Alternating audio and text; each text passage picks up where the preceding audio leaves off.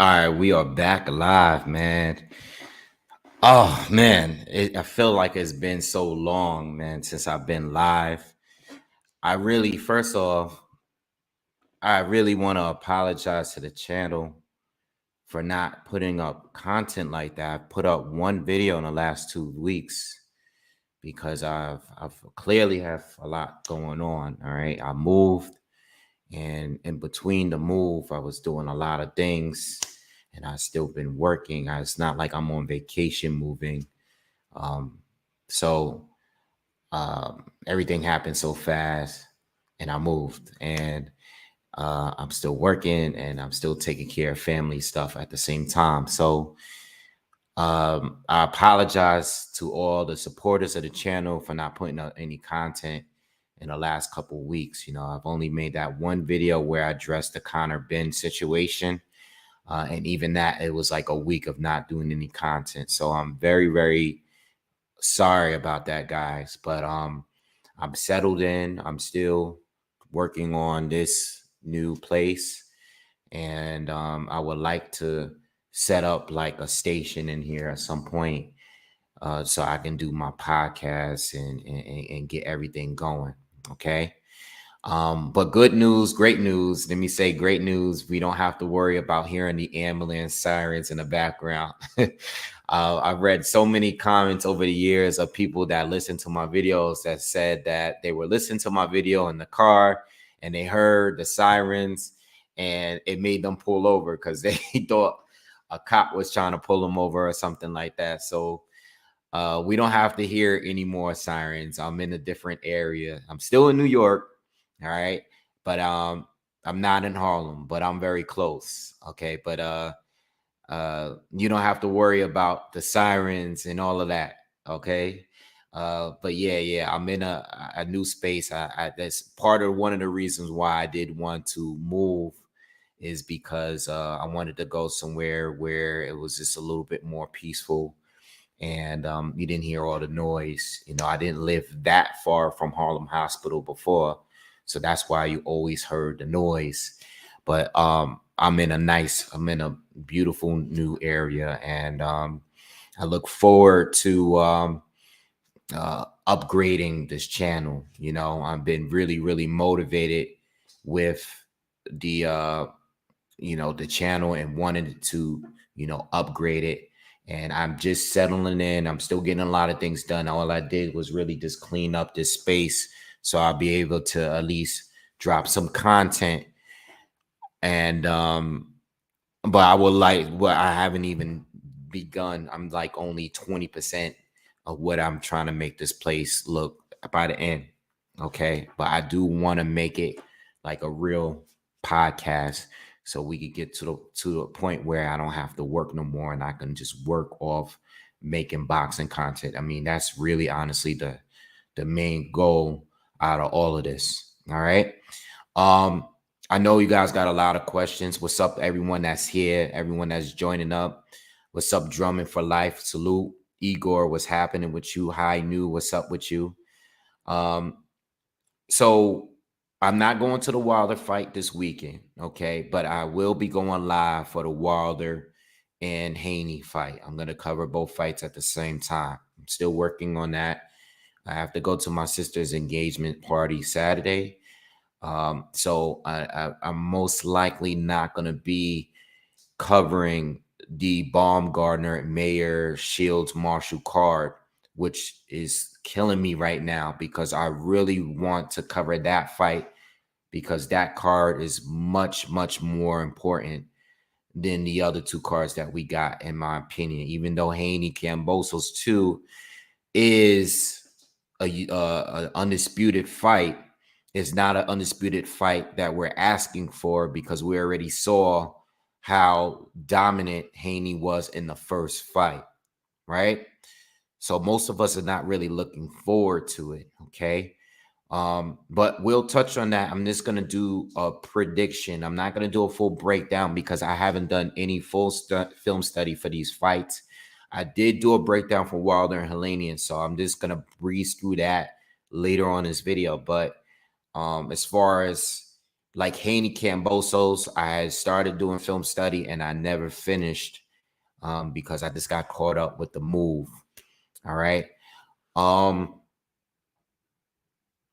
so I'm gonna be doing the Wilder Haney Kambosos live because I believe both of those cards are later in the night. I know Shields and Marshall is going to be earlier, and I'm most likely going to miss those, which sucks. All right. But if anything changes, I will let you guys know. If if I definitely could go live, I will try to go live. But I'm not going to any fight this weekend. I'm not going to Wilder, Helenius fight live. All right. All right. So before we start, I just want to just give a message to everybody. I'm going to start doing more of these because I think a lot of you like when I talk about real life stuff. Every once in a blue, I'll start talking about some real life things. And you guys love when I do that. And I was thinking of just making this one statement. There's a lot of stuff that's going on in the world right now. And if you follow politics heavy, which I don't, because it's better for my personal mental health, not really being fully like, it's one thing to be aware, but following and being obsessed with it is a different animal, a different beast. And I don't want to get there, right? Because it's just creating more tension between everybody. That's at least the way I look at it. Um, don't let what's going on in the world affect what you're doing. Like if you have a plan, if you have a goal, if there are things that you want to do, don't let what's happening, what you're seeing in the mainstream media, or what's going on with politics or tension between countries affect you. Okay. Um, as you can see, there are still events happening, like these boxing events. There's still films being produced. The world is going to keep spinning. Things are going to keep going on. Um, yeah, there are things like the stock market dropping or whatever. There's things that are going to affect the economy and stuff like that. Don't let these things depress you. And I'm only saying it because I know it's happening to a lot of people that I know personally. And I just wanted to give you guys that message. Whatever is going on via social media, mainstream media, or whatever, don't let it affect whatever you're doing, whatever you have going, whatever's important to you. I think that's a big deal. And I think there's not enough people that are saying that. Um, a lot of people are living in fear. A lot of people have a lot of tension going on between groups, people with different views and opinions, celebrities. You can see like there's celebrities out there that is think people are focusing too much on celebrities, on news, on politics. And it's all, if you just really looking at it, if you put it all together, you see that it's all really just creating more tension. All right. And there's just more of a disconnect. Everybody has a label. Just keep focusing on what you have to do and keep focusing on what's important to you, who's important to you in your life, family, friends, loved ones, whoever they are, and whatever goals you have in life, keep pushing for those goals. Do not let social media make you depressed. Don't feel that you have to follow what other people are doing. Okay. Um, just keep at it. And if you have to remove certain things out of your life in order to make things better for you, then do you have to do it? Okay. Don't fall victim to everything else that's going on. All right. So before I get to the predictions, I wanted to really say that because I'm seeing it firsthand how everything, especially since the pandemic, has affected people mentally. And I'm seeing it every day, and it's really bothering me that it's happening that way. So just make sure you stay focused, like focus up. Don't lose whatever you got going on. Don't fall into the depression because The media is saying this, the media is saying that, social media is showing you this, social media is showing you that. Stay focused. All right. All right. So look, let's get into these breakdowns or these predictions because I didn't do film study like that. So I'm just winging all of these fights for the most part. Let's start out with Caleb Plant against Anthony Dirrell. All right. Dirrell is the dog, Anthony the dog. Dirrell has been around for a long time. Been watching him for a long time. And to be honest, whenever he stepped up for real, I know he's a two-time champion. He's been fighting as a super middleweight for a long time. Him and his brother. I know at one point I was a big fan of his brother. Andre Dirrell was one of my favorite fighters on the come up. Him and Ward. I remember watching the Super Six. I remember wanting to see that fight. I remember that being one of my dream fights at one point when they were both undefeated. With that being said, Anthony Dirrell, good fighter, solid, balanced fighter. There's nothing specific that he does great, though. When I watch him, there's not one key thing, and this is not out of disrespect. This is just boxing talk. There's not one thing that he does extremely well. I wish he let his hands go more. Okay, I think that is the biggest flaw with him. Okay, I think he's a good count. He's solid, very, very, very, very solid, well balanced fighter. Good counter puncher. He has good power. He's durable. He's experienced. All right, and he can do everything, but he doesn't have a specific skill that puts him over, that stands out amongst the top super middleweights. That's always been my issue with him. He never had a wow moment to me.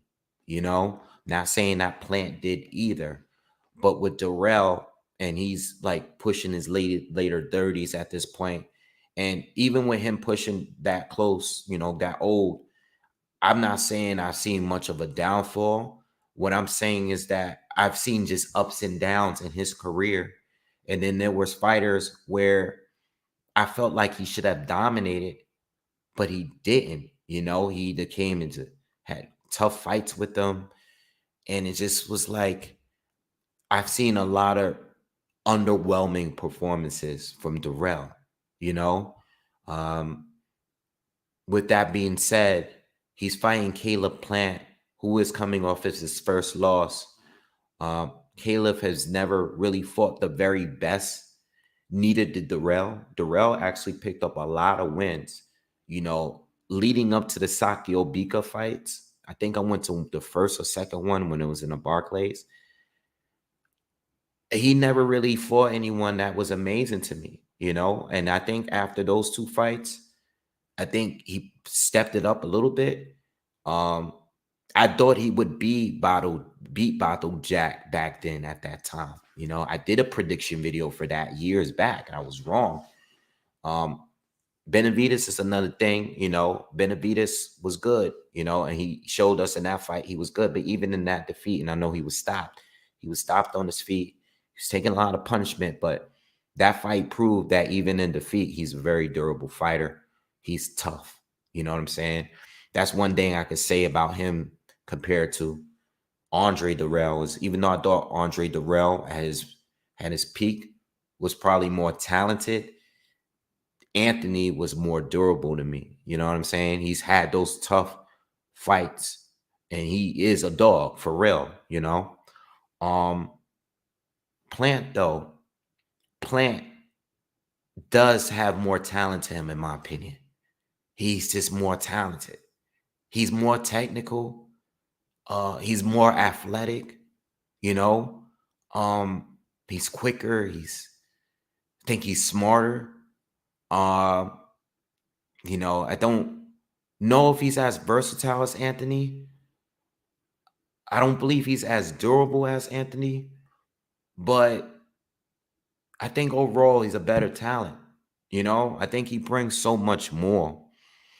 And even though he didn't fight the best of the best of the best outside of Canelo, uh, he's still very talented to me. Wasn't always impressed with him.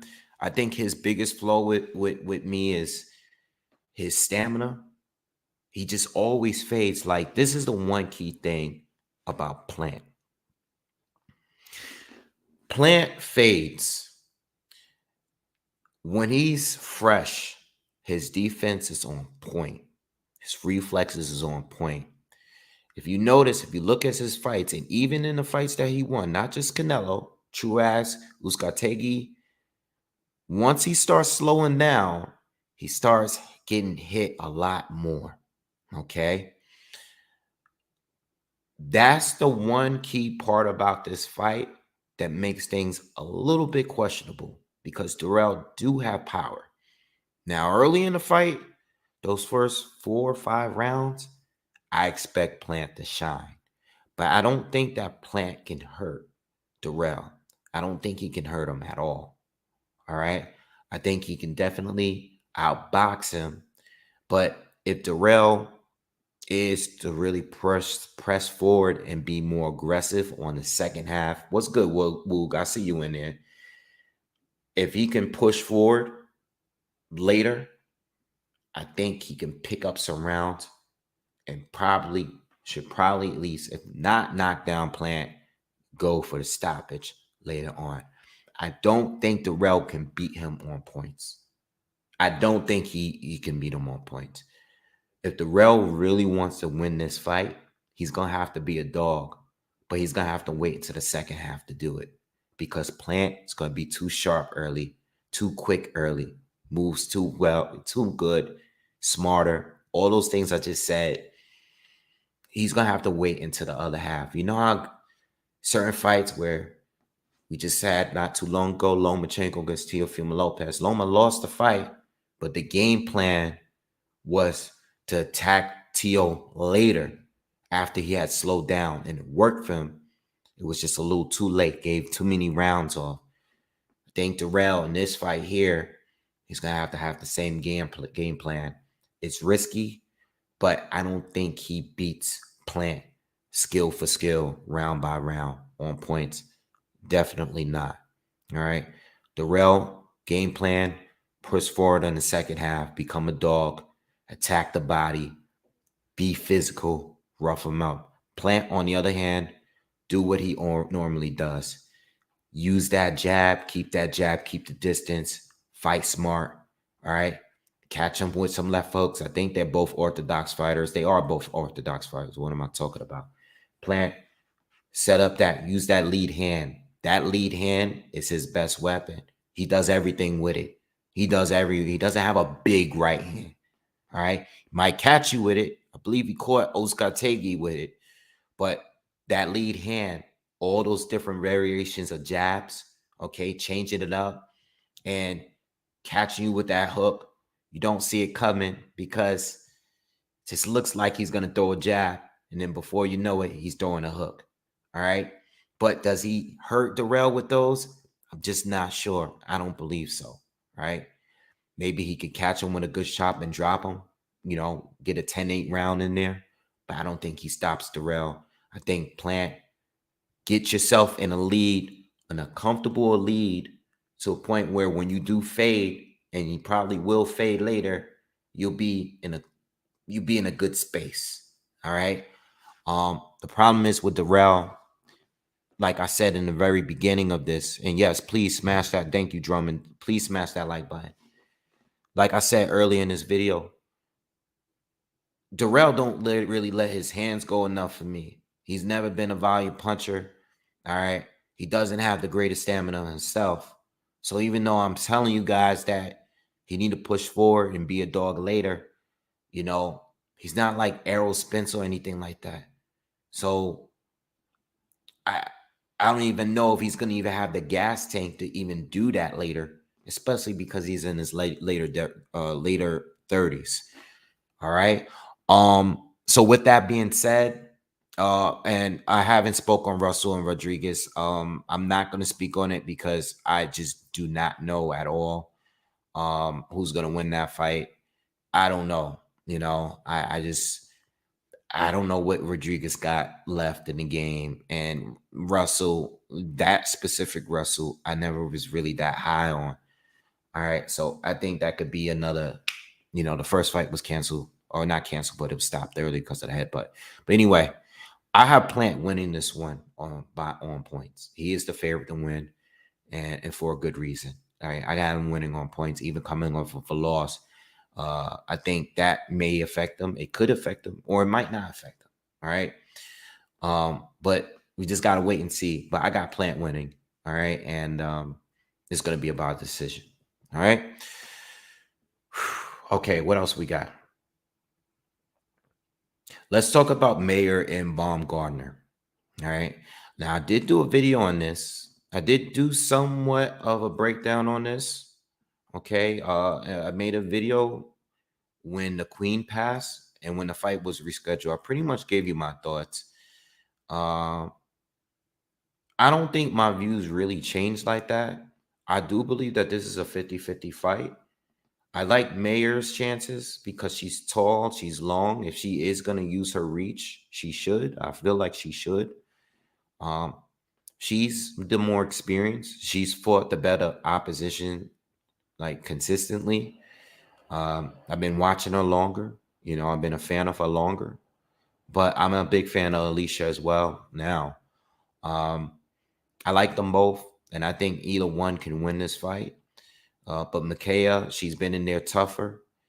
She's shown and proved to be very durable. Took a lot of big shots from Hamaguchi. She's been fighting fighters that have been very, very physical and brought a lot of pressure her way. And, this is going to be a unification match at 130. I love this fight. There's a lot of tension. The build-up for this fight was amazing. It's still amazing. The back and forth. I haven't watched them all. At this point, I just want to see them fight. But Alicia, what does she bring? I think she's a little bit more technically sound. I think she's the better. I think she's faster. All right, faster hands. I think she's the better counter puncher. I think she's the smarter fighter. But she's not as experienced. I know she beat Terry Harper, and that was a good win. And especially now because Terry went up in weight and was able to pick up a title at 154. So it was the win did age well, but outside of that win, there's not much there. Thanks, Jahad. Appreciate it. Thanks for everybody. Everybody's coming in. Thank you. And thank you. I didn't move. And I don't even have my furniture here yet. But still trying to get everything going. But I'm gonna start making more content. I'm good to a point where I can make content now. So thank you. But yeah, like I was saying, Mayer has the experience, but Baumgardner definitely have a lot of talent. I think she might have the better talent, but I'm basing it off only a couple of fights. She is improving with every fight. I think we got to see a little bit different. See, the thing with Mayer, and I've said this before previously, I've always wanted to see Mayer against a real slick fighter. I haven't seen it. I've seen her with fighters that always try to pressure her. So this time it won't be the same kind of fight. She's going to be fighting someone that's looking to counter her. All right. But Alicia can't sleep. She could lead. She could walk you down. But she can fight either way. She could fight on her back foot. Alicia has a loss on her record. All right. Didn't watch a full fight because it's not available. Couldn't find it online. But she did lose to a pressure fighter. All right. A few years back, I believe. With that being said, she's improved and she's still improving with every fight. I'm leaning a little bit towards Alicia only because I feel like Mayer, up to this point, I haven't really seen her use the height and reach that she has, the legs that she have. I haven't really seen her use it that much in her advantage. She always falls into the fight that her opponent brings. That doesn't take anything away from her talent because she has it. It's just that I have never really seen her stick to a consistent game plan. Whereas Alicia, I know what she brings with every fight. I feel like Alicia can bang. I think Mayer at some point is going to be more aggressive, but I would like to see if she can box with Alicia. I don't think she can outbox Alicia, but I would like to see her mix it up in this fight. Pick signs, picks parts of the fight to be very aggressive, certain rounds. Then other rounds, use that length. She has an amazing jab. Just use your length, use your legs. You can outpoint Alicia if you fight that way. But if Alicia begins to be a little bit more aggressive, don't fall into this trap or where you're just trading. And I've seen that with Mayer because I've been watching her a lot longer. I think Mayer could win.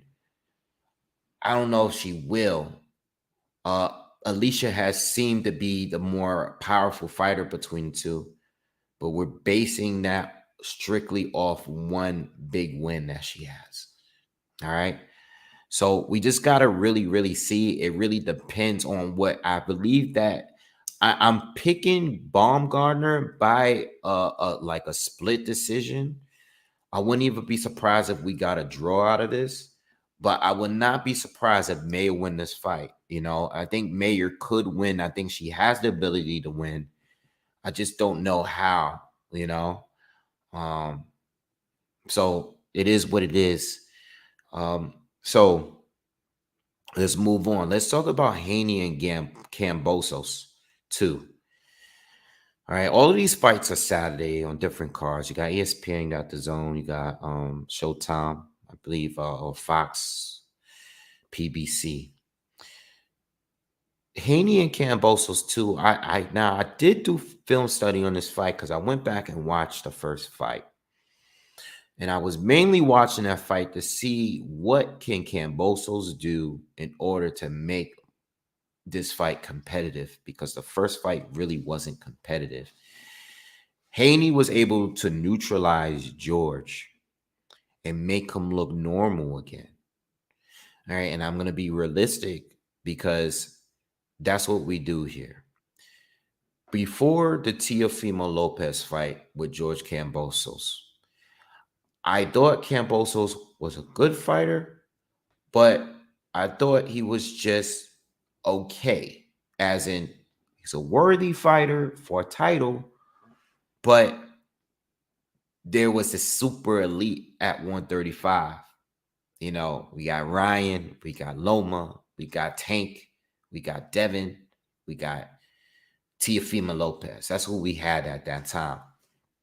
And even though George was a top contender, I didn't think he was going to beat Teofimo Lopez. And luckily for him, he fought the absolute worst Teofimo Lopez that I've ever seen. And it still was a very close fight. I mean, I literally had him winning by a point based off the last round. I think I had it either way. I think a draw going into that last round. With that being said, George is a good fighter. But you know what George looked like to me when he fought Devin Haney? He looked like the Mickey Bay fight. You ever see the Mickey Bay fight? You ever see the Lee Selby fight? He looks good, but nothing special. Looks good. Before the knockdown and the Mickey Bay fight, it was a close fight to me. Neither one of them was really clearly winning. Mickey Bay is a very good boxer, but I think Devin is better, especially at this stage. Mickey Bay as a prospect was very good. But at this stage, I went into this fight thinking, well, I saw the Bay fight, and I think Devin can do exactly what Bay did, especially because him and Bay are close. He's going to get pointers directly from, Mickey Bay. With that being said, Devin did exactly what he was supposed to do, but he made it look even easier because George just could not get past his jab. He couldn't get past it. He kept getting clunked in the head with it, and he kept trying to counter. He didn't really lead. He didn't really force the fight on Devin. He didn't force Devin to adjust in any way. Devin was doing something that was working, and he kept doing it because George didn't do anything to change the fight. He's just winning off of a jab, and he would connect with a right hand periodically. But from what I remember, for the most part, like 80% of the time, Devin was just winning with a jab. He threw too many of them, and he landed too many of them. Now, what I remember when I was watching the first fight a few weeks back, I remember George countering Devin's jab with some jabs that landed. Also, sometimes when he stepped in with the right hand, sometimes he did counter Devin at times, but it just wasn't enough. It'd be like once or twice a round. Not only that, but Kambosos was trying to steal rounds. If you guys notice in that fight, if you watch just the last 30 seconds of each round, George would be more aggressive because he would try to win rounds by landing a power shot after getting jabbed to death to try to steal a round. You can't go into this fight with this way. It's not going to work.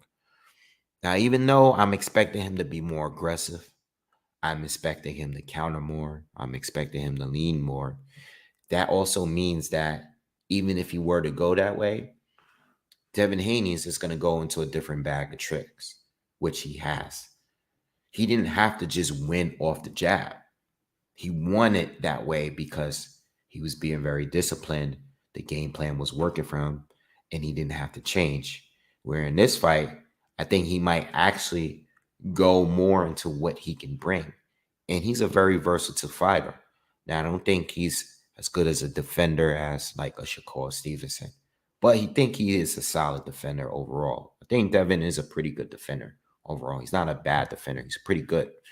With that being said, Devin Haney can either, we're thinking about what George can do, be more aggressive, be more aggressive. Well, it's not that simple. And I'll tell you why. Devin is a fighter, and this is not a knock on Devin because I like Devin a lot. I'm a big supporter of Devin Haney, but I'm going to be real. Some of the things that people say, like criticize him for about being boring, it could be true in the sense that Devin might hit you with a 1-2, and while he's in close range, he might tie up because he doesn't want you to counter him. He doesn't want you to get physical with him on the inside, right? So to be safe, he might step in, hit you with a shot, and if y'all close enough, he'll tie you down to make sure you don't throw any combinations, don't throw a flurry back at him. I seen him do a lot of that in that first fight. It just kept throwing off George's rhythm in that fight. He just couldn't get a rhythm going. Even at the points where he had some success, he kept getting neutralized. He just couldn't get a rhythm going. Certain fighters need constant, continuous punches landed. Never got it. So in George, in this fight, what can he do? Well, I think he can do more. Of course, I think he could be more aggressive. Of course, I think he needs to throw more punches. Stop just relying off countering, right? Because it's not going to work with Devin. Just countering. You have to let your hands go. See, it was different in the Teofimo Lopez fight because Teo was being so aggressive. He was very easy to counter. You know what I'm saying? Where Devin, he's feinting. He's changing levels. He's moving around a little bit. He's being a little irky jerky. He's not so easy to time. Whereas Teo was being so aggressive, he's fighting violent. Whereas George turned it to the boxer in that fight and picked them apart. You can't just pick Devin apart. You have to be aggressive with boxers like that. You're not the better boxer between the two. That's the thing. No one at any point, even if you're a Kambosos fan, no one went into this fight thinking that Kambosos was going to win just simply try to do an even fair boxing match with Devin Haney. No, you have to be aggressive, you know? So with that being said, well, G Funky, what's good with you? What's good? What's good, everybody in here? You have to be aggressive. You have to be smart, but you have to be aggressive at the same time. Look for opportunities to ambush him for sure, right? But be physical, all right? If he's tying up, fight yourself out of that, you know? George is going to have to be strong, all right? He can't just let this kid have his way with him. The jab is going to be a problem. Devin's going to keep landing jabs. It is what it is. You can't fully prepare for it. You can counter some, and he did counter some, but he has to throw more punches. He has to go into this fight. Just, I'm going to either try to counter everything you're throwing, or I'm going to lead and set the pace. Problem is, Devin's going to be waiting to counter you if you bring him that fight to him. Devin can easily fight on his back foot and counter himself.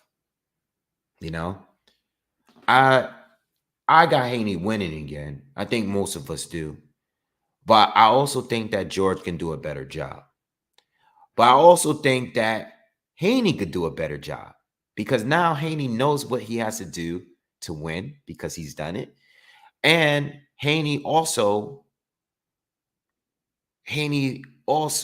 has the mental edge because he already knows how to beat him. You know, I mean, look at this fight. Let's look at the body language of George. And sometimes it might be humble.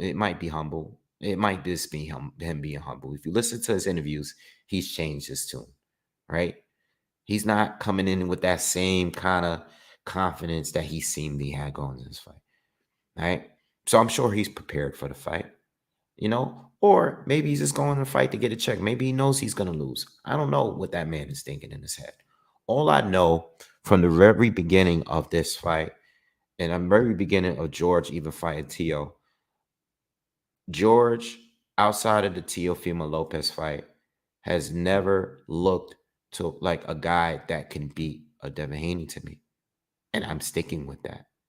And Haney's improving and he's gaining more experience and he already beat him clearly.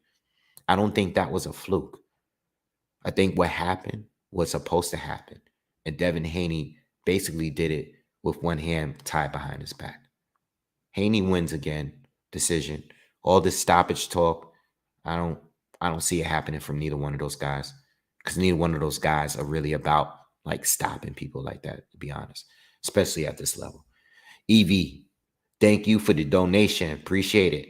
What happens to Cam if he loses? If Cam loses, I can see him retiring. Not because I think he should, but the hunger might not be there after making so much money. That's why I question whether or not I just question whether or not if he's really in this to win or if he's just in this because the bag is there. Everything was already previously agreed on. So I don't know, you know? What is this really about? You know, is he really just going in there for the bag or is he really thinking that he can win? Is he really looking to change things in the ring?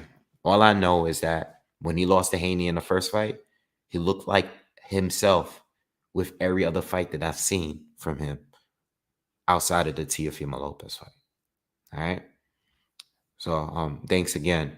LFM says, hey, congrats on the move, Wade, mate. Housewarming beer on me. Appreciate it. Thank you. I appreciate that. I just can't wait to get all my furniture in here, man. I'm just so anxious. I just officially moved a few days ago, and I'm just waiting to get everything together, man. But I'm excited, and I'm excited for the channel. You know, this is very quiet. You know, you don't hear anything no more, and I think that's one of the main things. I think the fortunate thing is that I broke my plant on the move. This plant, before I left my apartment, the top leaf was only a few inches away from the ceiling. When I moved it, I broke it. I had to repot it and separate it, and there you have it. I think before I broke it, I think it was like the most beautiful plant. It was straight up. It was beautiful. But You know, I think that's the only one thing that I hated about this move. Outside of that, it's a great move, greater location, much better place, more peaceful, uh, lovely area, all that stuff, and it's going to be better for the channel because it's not going to be any dirt bikes and stuff. Harlem is a wild place, so big difference. All right, but I have Haney winning this fight by decision again. Okay, probably unanimously. I think George is going to do better in certain rounds. I think he's going to win more rounds, as in maybe he might win 3. I think I only gave him 2 in the first one. I think he might win 3 here. All right, but you know, I think Devin is going to do better too. All right. Anyway, let's get to the next fight. Jihad the Great says, you going to fight Saturday? No, I'm not going to the fight this Saturday. I explained that earlier. First of all, thank you for donating. I'm not going to go to the fight. I will be live. I have to go to an event earlier that day.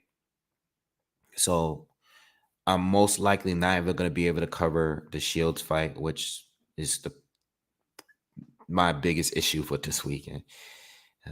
Because I'm going to be out and I'm not sure I'm going to be home. I'm probably not going to be home by the time that card ends. But I should be home for the Wilder Helenius fight. I will be home for that. And the Devin Haney. I believe the Devin Haney fight is at night as well. All right. So if they both are being covered at the same time, I already have my TV. I have my second TV here. Just sitting here waiting to set it up, and I'm going to have both fights on, and I'm going to do commentary for both cards at the same time. All right. But I probably won't be doing the Shields, the female card, which sucks because that is the best fight to me of the weekend, or the best 2 fights. Baumgardner and Mayer, and then Shields and Marshall. All right. All right. So please, everybody that's here, please smash the like button. I know it's up. It's really late, but I wanted to get something out there because I haven't got anything out there. I only have 1 video up for the last 2 weeks, man.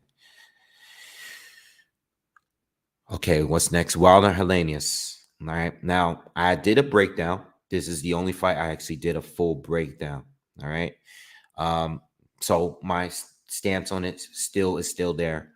I think Wilder is going to KO Helenius because Helenius is pretty easy to hit with a big right hand, you know, right down the middle. No wide shots. The wide shots, you're not going to connect them with. That's not what's going to get him. You got to get him straight down the pipe, straight down, right down the middle. You know, Dirrell fight, Gerald Washington fight, those guys that knocked him out, those were the shots that did it.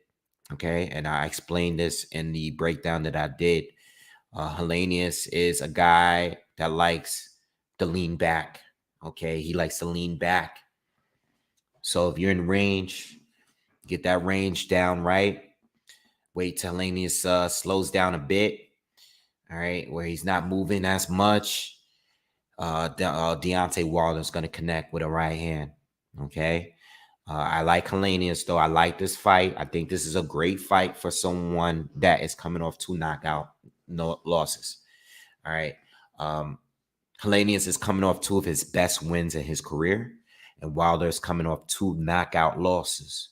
So that makes the fight a little bit more intriguing. It's not a bad fight.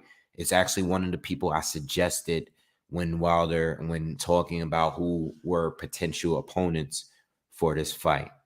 All right. So I'm cool with this fight. I think the one thing is mentally, you know, hopefully Wilder is still strong. I think he's going to be all right.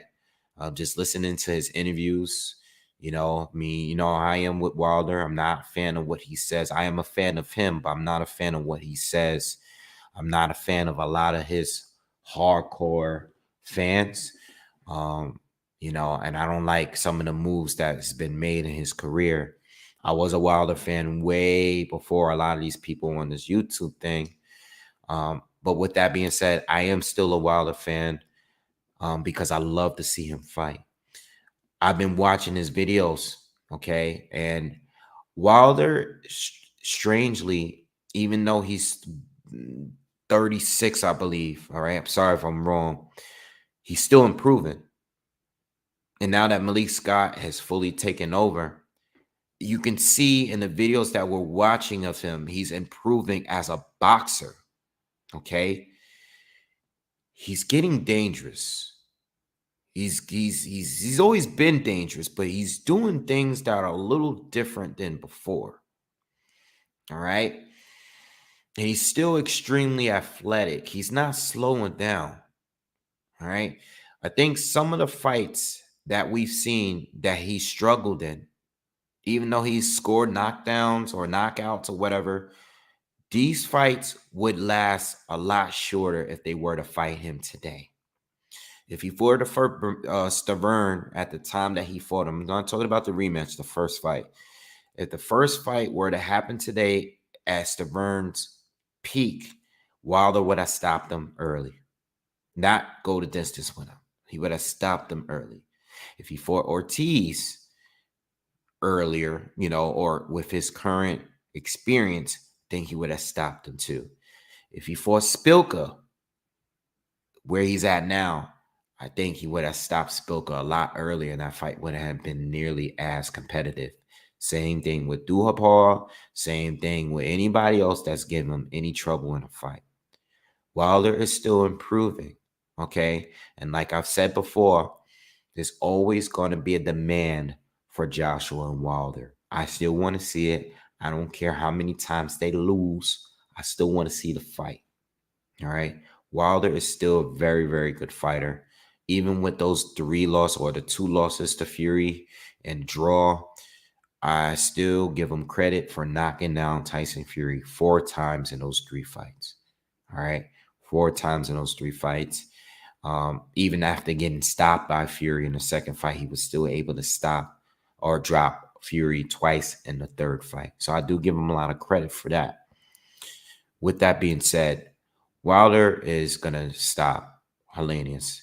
Helenius is good. I said in my breakdown that Helenius cannot let the fight drag. Wilder is coming off a brutal knockout loss.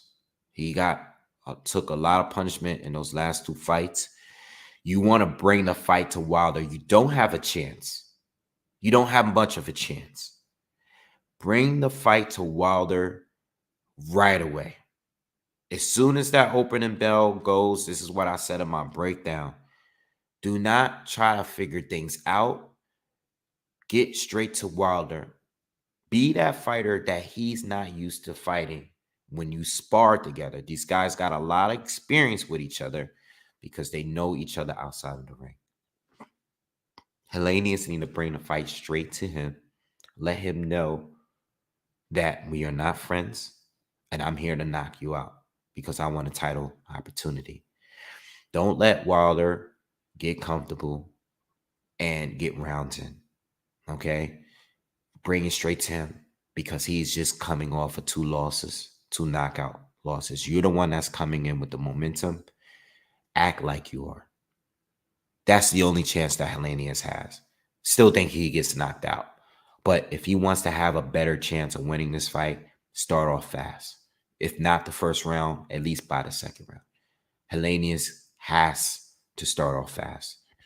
Because as soon as Wilder get that rhythm and he starts getting that feeling like he's familiar and he's been here, that's when things is going to get bad. And listen, if he's sparring and he's sparring the amount of rounds that he's claiming he's sparring, 600-700 rounds, whatever they're at, if he sparred hundreds of rounds leading up to this, it should be nothing for him, I think the one thing is, though, with these things that Wilder is changing in his game and these improvements that he's making, I just hope he improves on his stamina.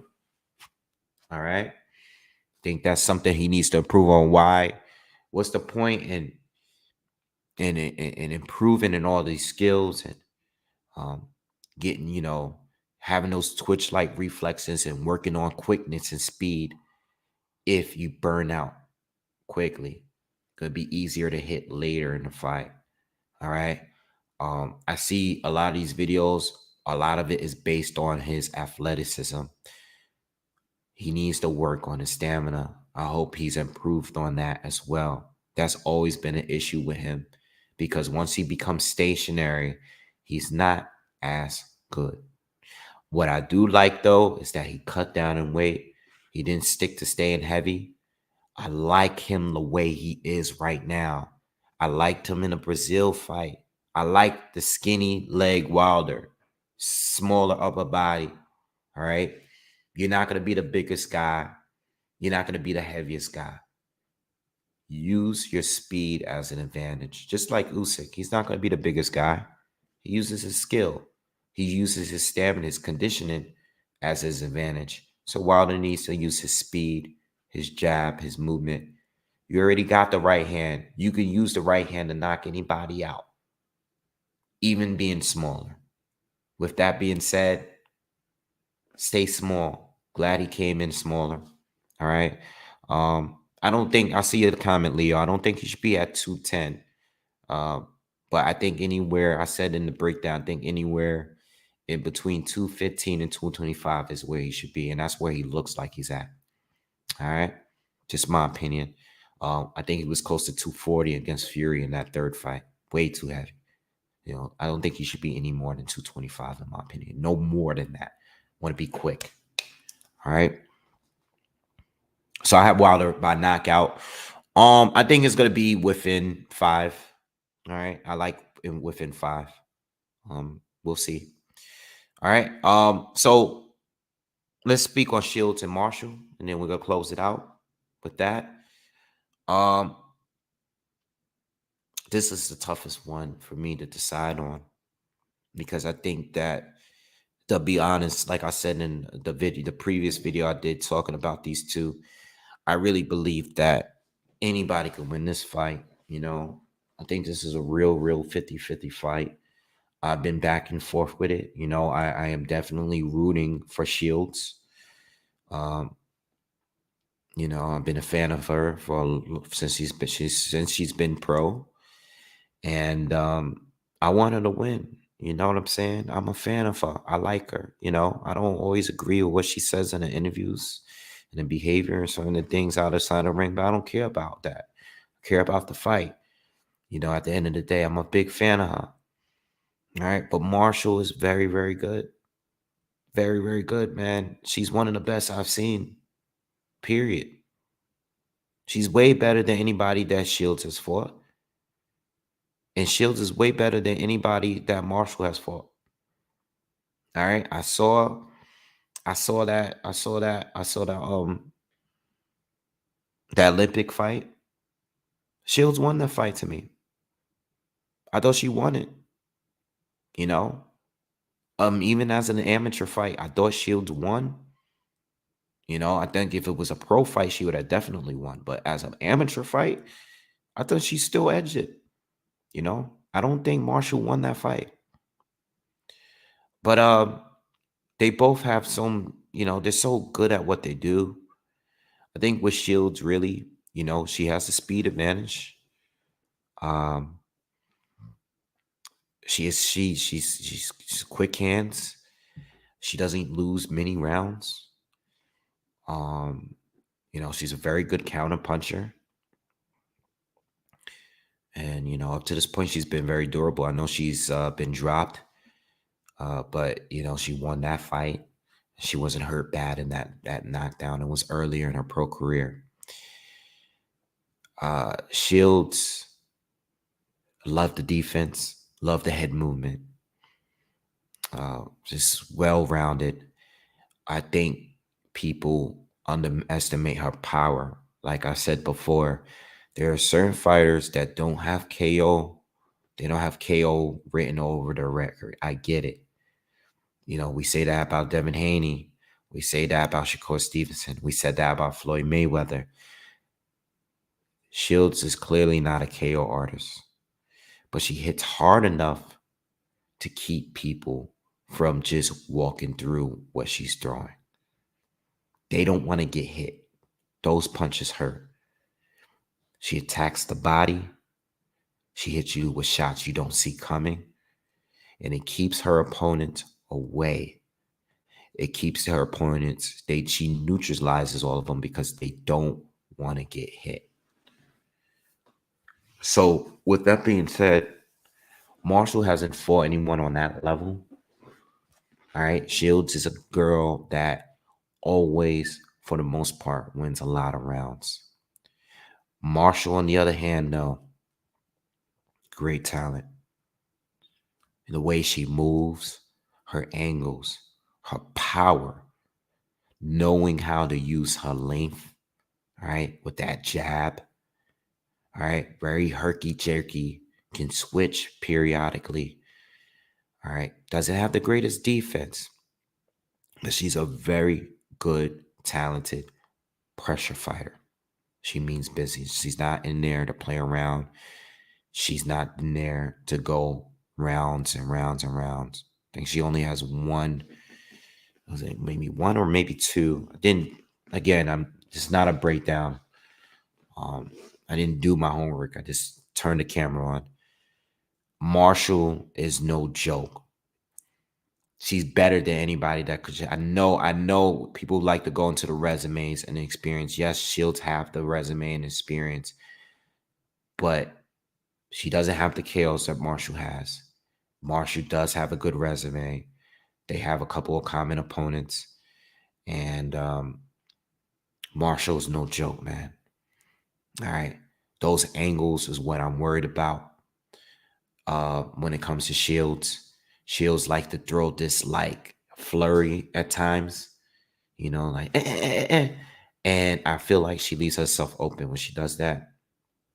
She cannot sit in the pocket with Marshall because Marshall has these angles and punches that you don't see coming, and they hurt. They will knock you out. With that being said, I feel that Shields and her counter punching, if she stays disciplined, if she stays disciplined, hopefully she's not going to this fight emotional. I know how bad she wants this fight. I know how bad she wants to prove to everybody that she's the best. I give her credit for signing with Sky Sports and going to the UK as a champion to take this fight. All right. She's going into hostile territory, but plenty of people do it. So I'm giving her credit, but there's a lot of people that do it. But I'm giving her credit. All right. With that being said, she needs to fight a disciplined fight, not an emotional one.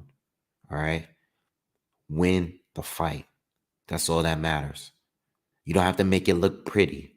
It's all about winning. For the most part, I'm expecting Marshall to lead, force the action, set the pace. Shields is going to work on counters for sure. All right. Shorten those combinations. Don't throw don't throw too many flurries. Mix it up. Go to the body. Same thing, Marshall. Marshall, in and out, in and out, in and out. Don't become predictable. Okay. Go to the body as well. All right. Use those ankles. Pivot, step around Shields, who's flat-footed. All right. Turn her. Try to catch her on an angle by turning her. You know what I'm saying? That is what can catch Clarissa. All right. Clarissa has good legs. She has good feet, but she is flat-footed. Okay. Shields like to step in, to quick step backs, to get in and out of danger. But Marshall got the legs to move and step around you, catch you with an angle. Clarissa's going to have to find a way to neutralize her, make her not be as aggressive. That's how she wins. If she could set the pace and outscore Marshall, slow her down, let her know that she's not just going to just walk through her, because she isn't. She can win on points. She's definitely not winning by knockout. Marshall, on the other hand, can win on points or by knockout. Marshall, uh, with the activity, all right, with the power, she can win on points, and I think she's capable of hurting anyone. Um, Even though I said what I said about the Olympic fight, I've also said in my last video about this that Marshall has improved dramatically since they last saw each other in the Olympics.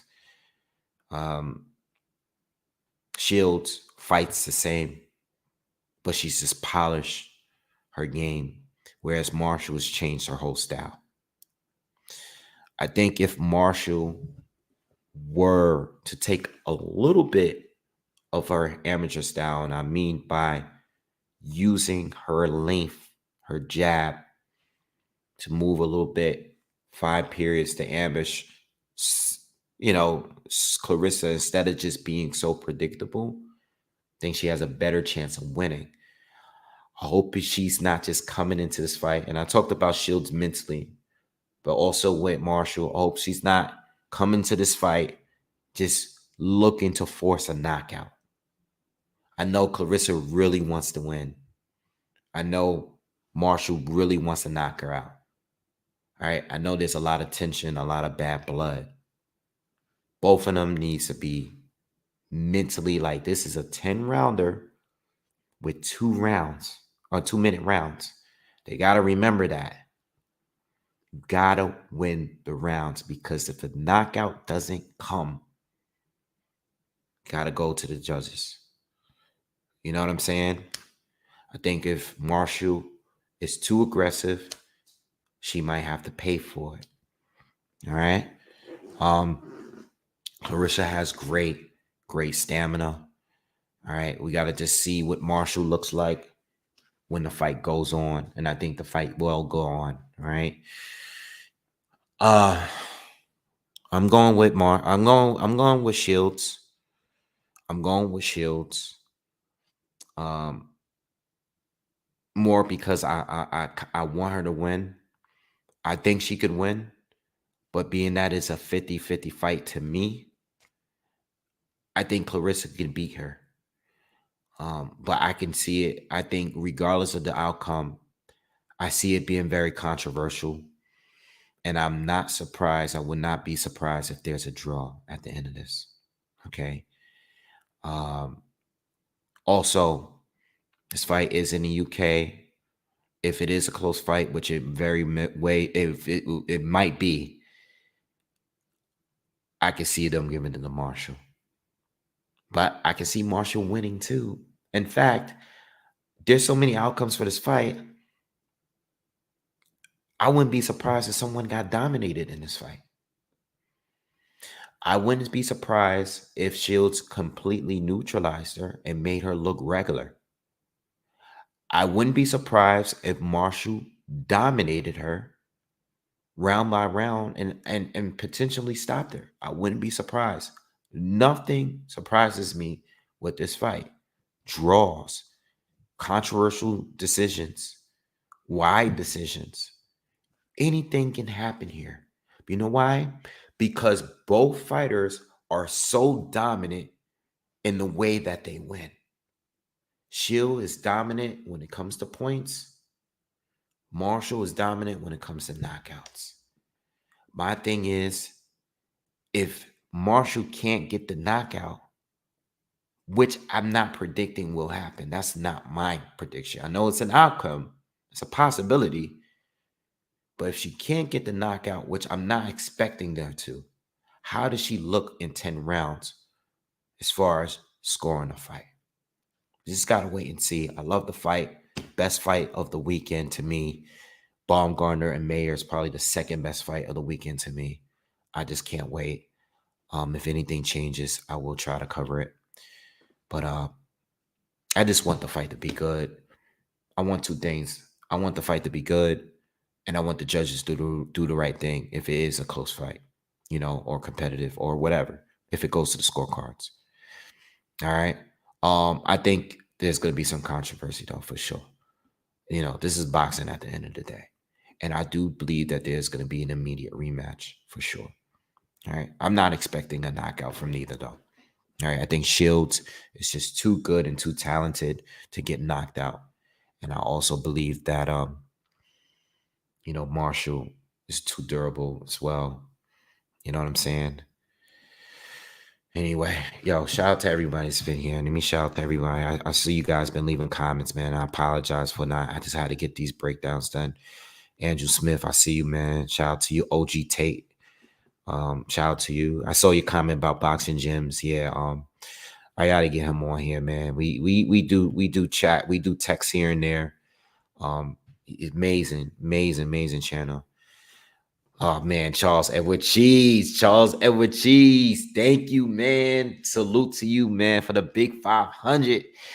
Thank you. Thank you, my brother, man. Thank you. My sister or whoever you are. I don't even know.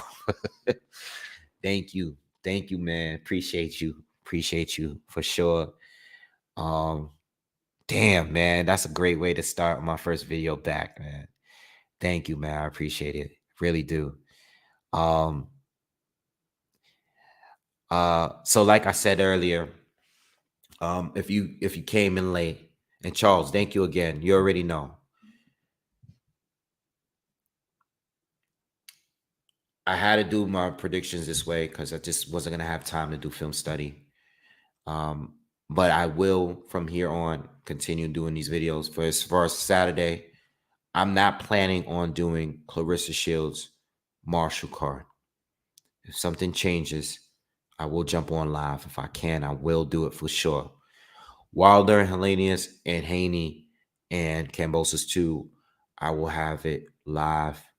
I'll do the I will be doing the commentary for those, and I'm gonna have 2 TVs up to do. I'm not showing you. I haven't figured out a way how I'm gonna set this up for the fight, but yeah. Please, if you are coming in late, please check the earlier the video. I was talking a lot about the move, just dropping a few gems, just talking about some life stuff, man. And I'm gonna continue to do that. I'm gonna get a little bit more personable and stuff with the channel because I'm expecting a lot of change um, with this channel real soon. All right, I can't wait to set it up. It's gonna be dope. It's gonna be dope. All right, now that I'm in a new spot, I feel like I got more new motivation, man. Especially with the quiet and the peace, all the distraction from the ambulances and all the noise and all of that. That's gone. All right, so I'm really looking forward. I'm looking forward to just making new content, man, and just keep giving y'all fire. Also, I know there's a lot of stuff going on right now, man, with the PBC, with Connor Ben still in that situation. There's a lot of just boxing nonsense, drama, man. Fights not happening. Spence Crawford, Fury, and Chisora 3, and yo, I know there's a lot of stuff going on, man, and I know I didn't speak on a lot of that stuff because I wasn't here and I was busy doing what I had to do. You know, at the end of the day, man, the breakdowns is gonna always be the priority. And if I'm ever limited like I was the last 2 weeks, I'm always going to talk about the breakdowns first. That's always going to be the priority. I know they don't get the most views, but I'm always gonna yo, you know what? Yo, don't leave. Don't leave. Don't sign off. Give me a minute. I'm gonna grab me a drink. I'm gonna talk a little bit about this stuff. Give me a second. I'm gonna grab me a drink. We'll chat it up for a little bit. I'm gonna give you like 20 minutes more. Give me a second. I'll be right back.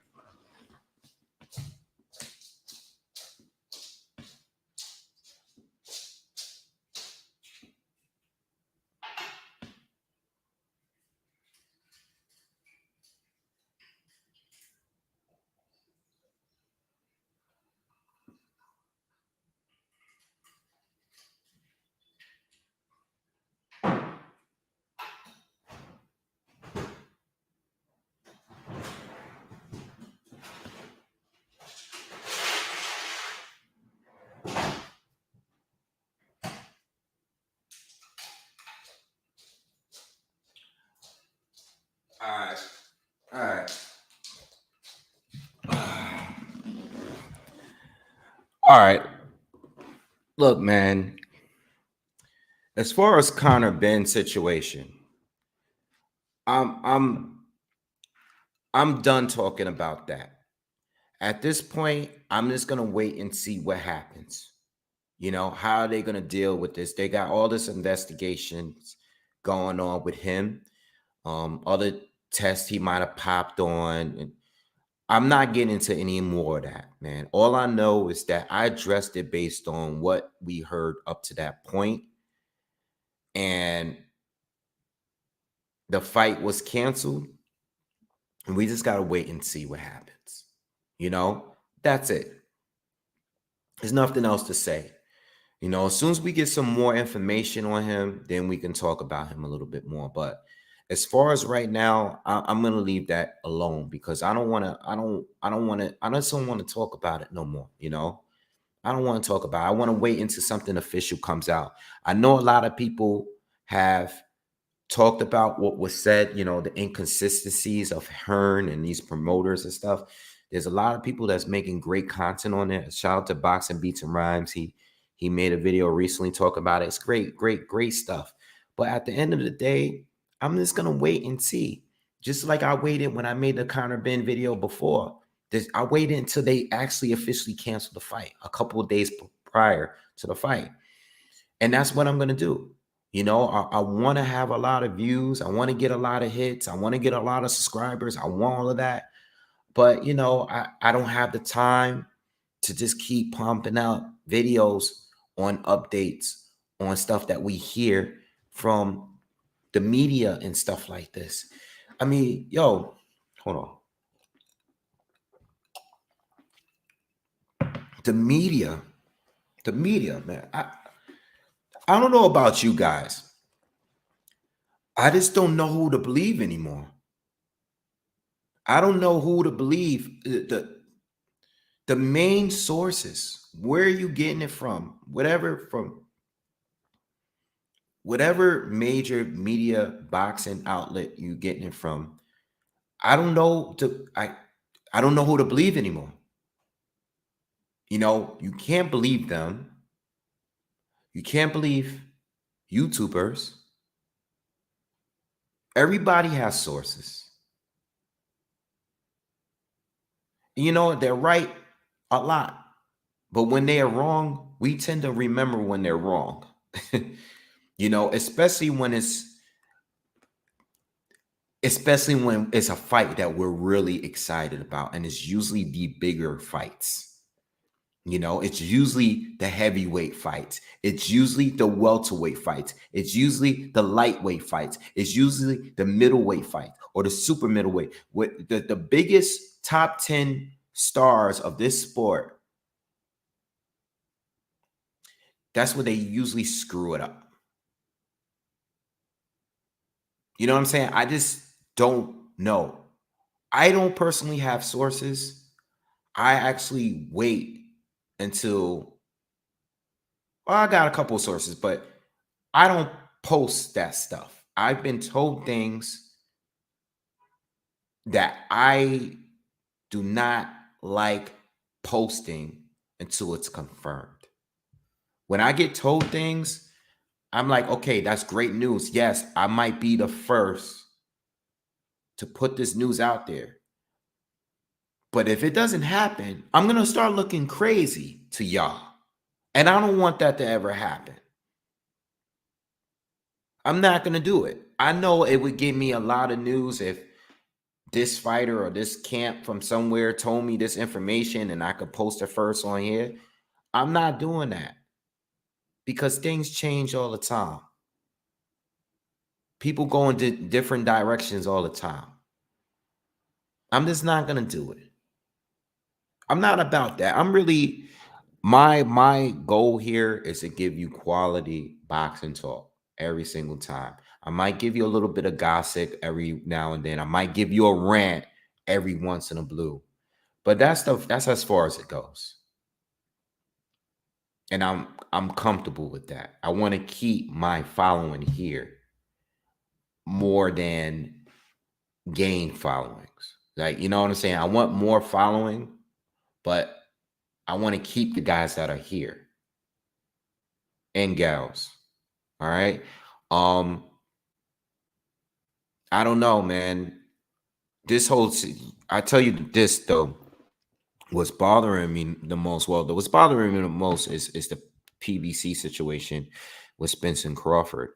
But what's really bothering me right now and today is this Adrian Broner uh, conversation that came out.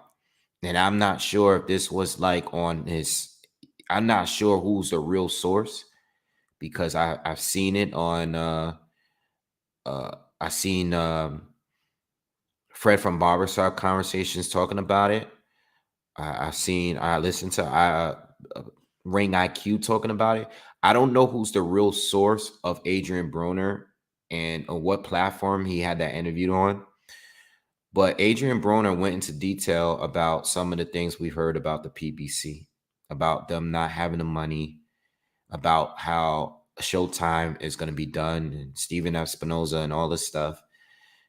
People are leaving the Showtime, and Showtime is about to be brought out, or they're going to be done with boxing. I don't know what's going to really happen, but what I heard is very scary to me because I'm concerned about a lot of these fighters that are not active anyway. It's bad enough that they're not active, but when you see that they're not active, and then when you hear that it might be over for Showtime, when you hear that, and I'm sure Broner is just not just saying that. We can see it. You know, we can see what's up with these elite fighters that's on the PBC. What's up with Keith Thurman? Keith Thurman came back and fought Mario Barrios. He says he wants to be active. He wants 2 or 3 fights this year. He said all of this stuff. Now, it might just be him. But what if he was serious and he's been trying to get back in the ring and they just can't secure a fight? What is going on over there? What's up, Counterpunch, man? This is one of my guys. This is one of my guys that I listen to because he keeps putting content out every day. I can't be like Counterpunch, but I listen to Counterpunch because Counterpunch is keeping me updated when I'm not reading a boxing scene or ESPN or whatever. Counterpunch is quick with the news. I can't be quick like him. Hopefully one day, if I can not work anymore, I can be like Counterpunch. All right. But Counterpunch, shout out to you, man. And please subscribe to Counterpunch Boxing News. He's definitely one of my personal favorite channels because he puts everything out quickly right away. All right. And he gives you great views on whatever's happening. Love my guy right here. This is a good guy. All right. Shout out to him. And thank you for the donation. Yo, this PBC scares me, man, because I'm worried about there's a lot of fans. I mean, there's a lot of fighters over there that I like. I'm scared for them. I'm scared that they're not going to get any more than 1 fight a year, which is what we're getting pretty much. You know, even when Charlo, and I mean Jamel Charlo, beat Castano in a rematch, the fact that we knew he was going straight into a Tim Tszyu fight, but they scheduled it all the way for 2023, it made me like, what's going on here? Why are they pushing it back so far? And then, you know, you got younger fighters coming up that what's going on with these guys, man? And then there's so many fights that's not happening. Just looking at the super middleweight, this situation with Benavidez, Plant, Charlo, these guys all being there and not fighting each other. What the hell is going on over there? I like these fighters. I want to see them fight. I don't want to wait until they get too old and they're not being active. And then you got Spence and Crawford. What in the world is going on over there with these guys? What is going on? They don't want to pay these guys up front. I mean, again, this goes back to what I was saying about the mainstream media, the mainstream boxing media, you know, not giving them, securing them the money up front and telling them like giving them a purse up front is crazy. For a fight of this magnitude, it just doesn't make sense. I don't know what is happening. I can't make this make sense as what is going on over there. I'm very concerned. I'm not making a video to diss the PBC. I'm not dissing them. I just want, as a boxing fan, yo, get it together. You know, I don't know what's going on, man. But my biggest fear, outside of being a boxing fan and not getting quality fights, is that these guys are burning away their prime years. Like, look at Danny Garcia. Like, he lost to Errol, took a break, came fight back, fought Benavidez, won, right? When is he fighting again? When is Jamal Charlo fighting again? Jamal hasn't fought since last year. Bud hasn't fought since last year. What is going on? You even got like prospects like Jaron Ennis. He shouldn't be fighting once a year. He fought once this year. He fought Castile Clay and stopped him in a couple rounds. That's not a fight. That's not like you staying busy. I am so concerned about that. That really, really bothers me. You know? Charles said, wait, do you think the fighters want to fight 4 times a year? Nah, you know what?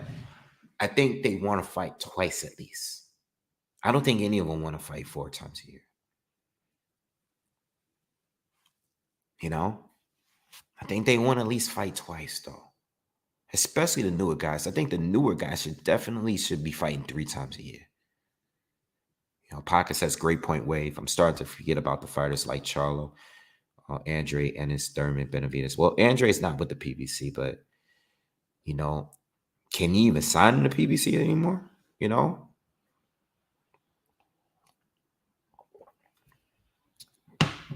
Counterpunch Shanks again says, here's the sad thing, Wave. Since Bud has been away from Top Rank, he's only limited to fight PBC fighters, so he's been inactive. Yo, that's another thing that I thought about. I'm glad you just said that. Because the bridge has already been burned with Top Rank. You know, on the zone side of things, who is there to fight? You know, Eddie, I believe Eddie has said in interviews that he didn't really have much interest in signing Bud because he didn't really have the fights to make for him. Golden Boy has Ortiz, but outside of Ortiz, who do they have? Bud would need to be on the PBC to fight those guys. And they're not fighting.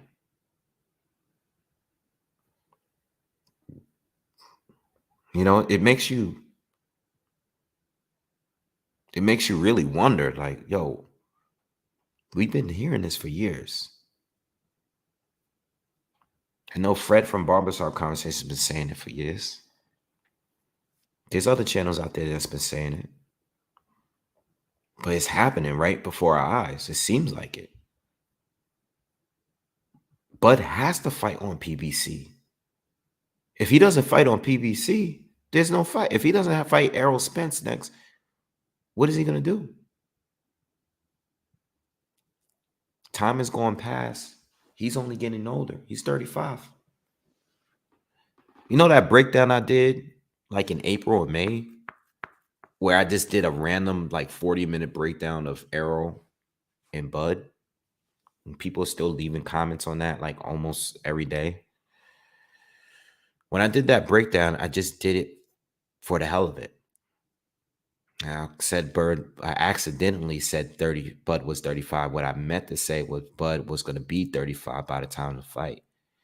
But people keep leaving comments, keep saying that I was wrong about the age. where Bud has already he's turned 35, and we don't even have a date.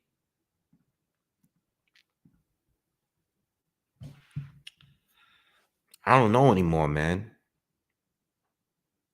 I don't know what's gonna happen to Bud. I think Bud should start.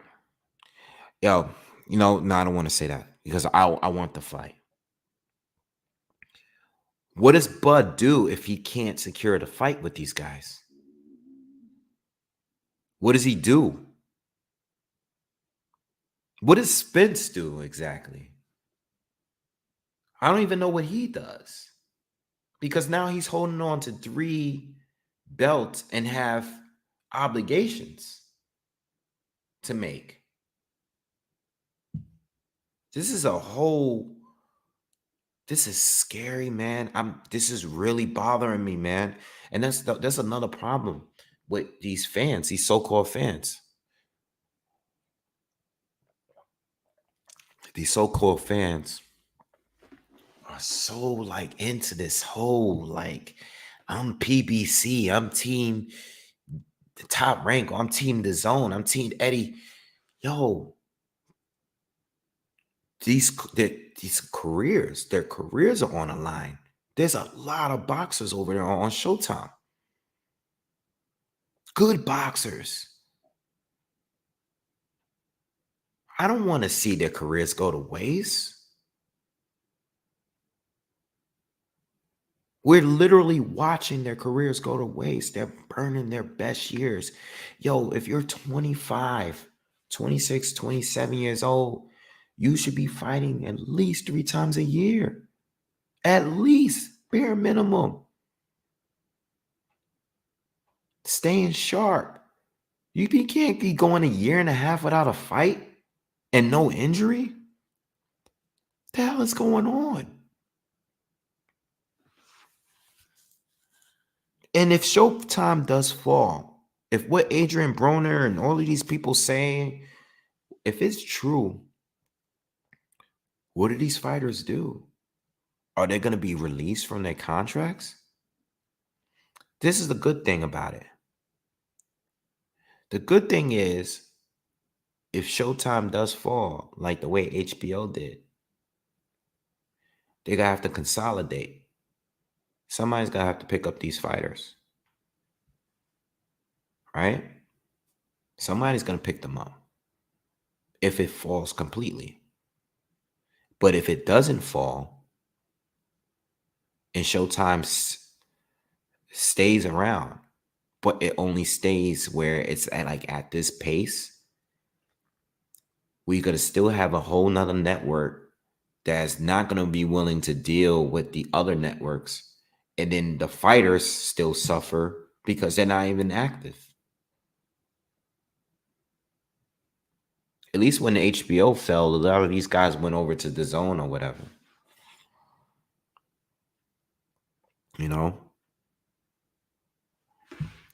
Counterpunch says, and the sad thing is you got guys that have dynamic skills like Tank Davis, and he's almost 30 years old without a marquee fight up under his belt.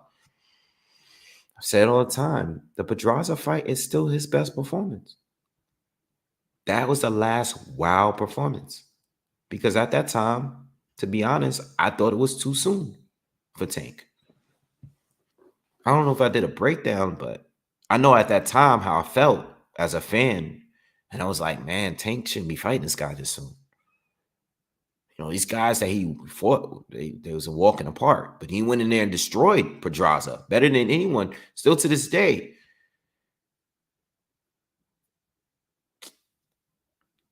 I'm scared. And I feel like the only 2 or 3 elite fighters that they have in the PBC are the only few that they're letting fight more than once a year. I don't know, man.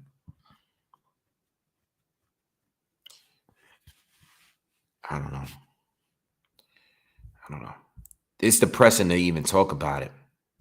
Anyway, Tyson Fury, I'm going to just say this. I feel that Tyson Fury, as far as his talent, as far as his size, I think that if he wasn't as crazy as he was, I think we could have gotten to a point where we can have these conversations on him being one of the best fighters in the heavyweight division, period, from any time because of his size. I don't think he's the most talented. I think he's the most talented right now. But when we're talking different generations, no, I do not think he's the most talented. But with his size, I do think that he's very hard for anybody to beat from any generation. So as much as we tend to like pick on Fury because he's freaking crazy and he says stupid stuff and he fights these he takes these fights that none of us are asking for. I think in a real life scenario where if he were to fight some of these guys from different generations, I think he would win against most of these guys. Some of my favorite fighters, I think he would win. All right. With that being said, when he does stuff like this Chisero fight, when he goes on this long period of y'all fight Usyk for $500 million. I want to make more than Floyd and Pacquiao, or I'm not fighting him. Or when he's just going out there setting certain dates that certain people got to fight him. When he does these things, it takes away from his greatness because people will go to remember you as a cherry picker. As good as you are, and you might very well be the very best, you're still cherry picking. It's no different from what y'all say about Tank Davis. Now, me personally, I'm a big Tank Davis fan. But I'm not going to defend him when y'all say he's taking easy fights. He's cherry picking. I can't defend him. He is. I can't. He's fighting. He has not fought anyone that I actually wanted to see him fight in years.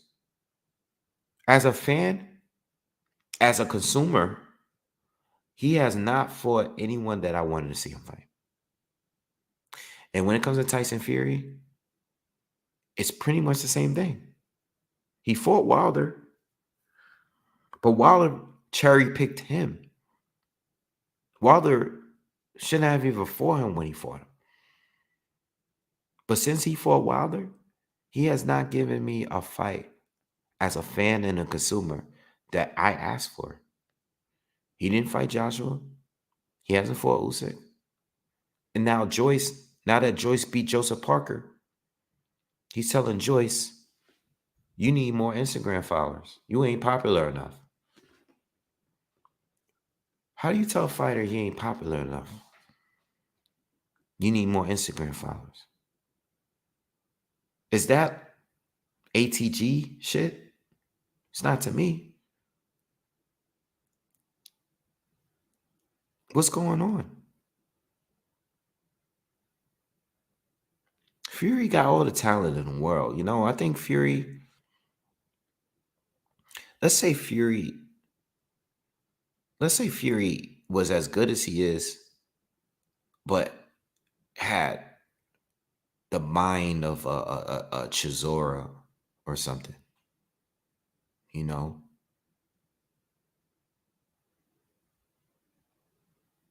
He'd be the best. It'd be very hard to not even make that argument. But then again, I don't want to jump the gun because what if he did lose to Joshua or Usyk? Maybe he's being very calculated because maybe he's not as confident as he plays it off as he is. He plays it off very well. Maybe he does lose those fights.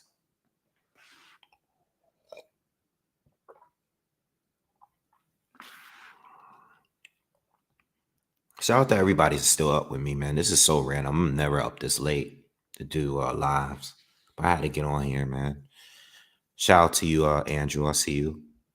Charles, Leo, Pocket, LFM, Freddie Mars. What's up with you? Freddie Mars says Fury Chisora 3 is a joke. Can't believe they're fighting again. I mean, like, come on, man. Like the first fight was okay. I get the first fight. We got the first fight. Fury won, but it was a good fight. It was competitive. The second fight though was clear, bro. It was clear. He stopped him. Chisora didn't win a round. You don't give a guy that don't win a round against you, and you stop him. A trilogy? Come on, man. Now I know we complain about a lot of trilogies, especially lately. I know a lot of us didn't want Wilder Fury 3, but it ended up being a classic. At least to me, I thought it was a classic. I love that fight. I could watch that fight as many times over and over again. Deed, shout out to you, man. Shout out to Deed, man. He's been one of my supporters for a minute, man. Shout out to you, man. I appreciate it.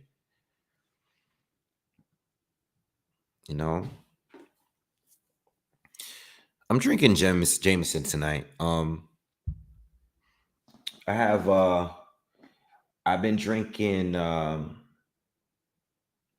had a bottle of Brugal, but it's like the 15-year one, like straight from DR. A friend of mine gave me. Let me get it real quick because I've never even seen it before. A friend of mine gave it to me as a gift. Hold on.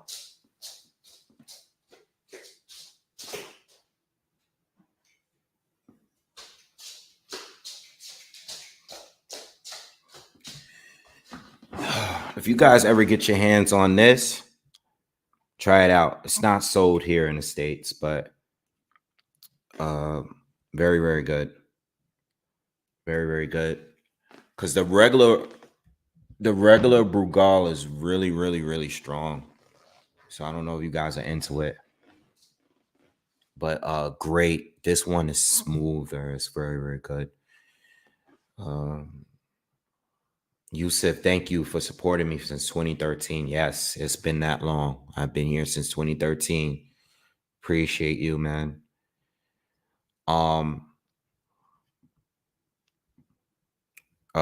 Thank you, Andrew, for the super sticker, man. Appreciate you. Thank you. Yeah,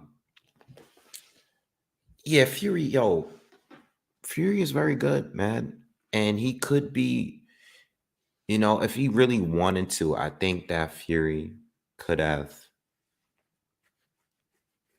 I think at this point, he could have fought them all, maybe not Usyk yet, because I think Usyk is based on timing. But I think I think that yeah, I mean, I don't know. You could go over there either way because I think a fight of the magnitude of Joshua shouldn't have been played the way it was. I think Fury, he's funny. I don't think he really even thought that the negotiations was going to go as far as it did. But they're also saying that Joshua didn't agree all the terms neither. But at the end of the day, it's a big fight, big business. I don't think it should have been settled with a date that soon. Is what it is. Leyenda? No, I haven't even heard of Leyenda. Let me put that down.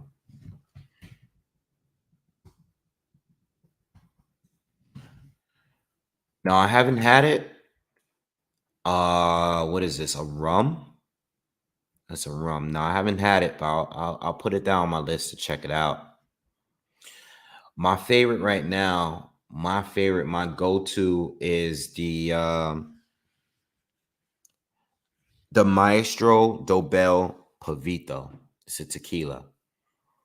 Now, Maestro Dobel is, it's known. It's not like all that great, but try the Pavito one. It's in a baby blue bottle. That's my favorite tequila right now. It's just hard to find. You can find all the other flavors, but that flavor is like very, very hard to find here in New York. I've only found it twice, and I bought their supply, and they haven't um, updated it yet. And you got to be weird with tequila now, because tequila is like so popular now. Like, it's very hard. Whatever tequila becomes popular, they just up the price. So you got to jump on stuff like Clase Azul, right? In 1942. Those are like the hood popular drinks now. When I was drinking Clase Azul, I started drinking that like, what are we in? We're in 2022. I started drinking that like maybe 5 years ago. When the bottle was the blue and white, not the lowest one, but the normal one that everybody drinks was like maybe 120, 110. Now it's $200. 1942, same thing. It was 150 at one point. You wouldn't have to pay over 150 at one point to get 1942. I started drinking that maybe about 6 years ago, 5, 6 years ago.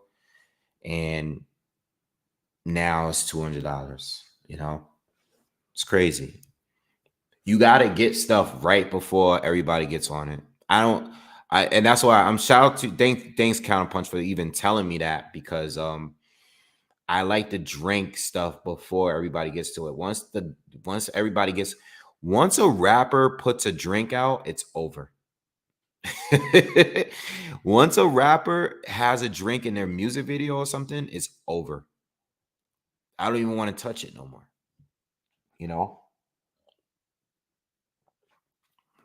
It's over. You might as well just find another drink. Like, I like Don Julio, but I like the 70. Don Julio 70 is not as premium as 1942, but it tastes just as good. In my opinion, it tastes just as good. But even that, people are starting to know about it a little bit. When I started drinking it, I started drinking like maybe a couple years ago. Started drinking it a couple years ago. And I think this first time I bought a bottle was like $59.99, $69.99. And then now I saw it the other day in the store. It was like $85. Anyway, let me start talking about alcohol. Yeah, but this Fury situation, Fury's a disappointment, but Fury's gonna do what he wants to do at the end of the day. I don't think Fury is the type of guy that gets off on the reaction of boxing fans. He gets off on it. He's a very calculated fighter. And yes, I do think he's somewhat bipolar. I do. But I also think that, like I already said to you guys, he's a marketing genius. He is Kanye West, just the boxing version of Kanye West. He is. He's totally unpredictable. I think about that all the time. Like, you know how I said Billy Joe Saunders is the UK version of Adrian Broner? Well, Fury is Kanye. You don't know what Kanye going to do. Kanye is just going to take his social media handle and say whatever. Whatever he's feeling that day, he's going to say it. And that's how Fury is. But when it comes to Fury is talking about real fights that potentially could happen. And he messes it up. I mean, look, his own promoter, Frank Warren, was saying, yo, we're still trying to work the fight out. And he's already saying, no, AJ passed the deadline. We're not taking a fight.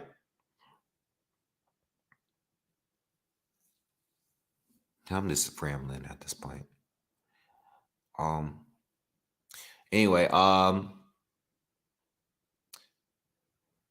Saturday I'm gonna be on here. Just gotta figure out how I'm gonna do it. Might be out of town though. Going to Philly on Saturday. All right, so I'm gonna bring my equipment. I'm gonna try to do it there, but most likely I'm gonna probably fly back to New York so I could do because I like being home and doing my content because I don't want any distractions and I don't want any internet issues. I think that's the biggest thing with me. So I'll probably catch you guys Saturday. Um, but definitely, if you came in late, check out the beginning video. You know what I'm saying? I'm gonna start leaving more. Just try to be some real positive because I think we need it. I think a lot of people really need it, man. People are losing their minds over what's going on in this country right now. And I think that got to keep some positivity in there. At least I'm definitely going to do it because I can't take, you know, it's good to do gossip, but it'd be just too much. What I've learned from having this boxing channel is that this channel is an escape from what people are going through. Boxing is an escape from reality. People want entertainment. Boxing is a form of entertainment, and people they want it.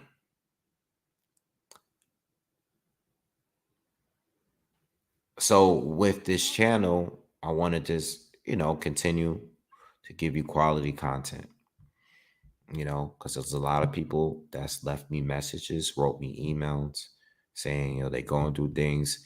Yo, my reaction to a certain video made them laugh, made them happy, man. They look forward to all of my commentary videos.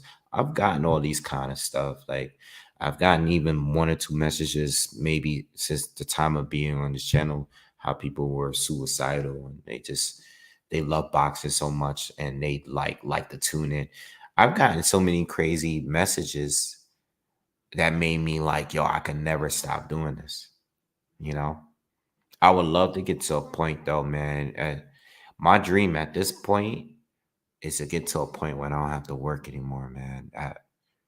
I think I want that more than anything right now in the world, is to be able to get to a point where I don't have to work and I can just live off just creating content. That would be dope. There's other channels that do it. Uh, Unfortunately, I gotta balance work and take care of my grandmother and um, just just taking care of life, just living life. I wish I could be 100% with the channel. Hopefully one day I could be. All right, I'm gonna get off here because I'm just rambling now about this stuff. Uh, Again, if you are new, subscribe to the channel, please. If you haven't hit the like button, hit the like button for me, please. On my way out. Uh, I'll be commentating with Andre Ward.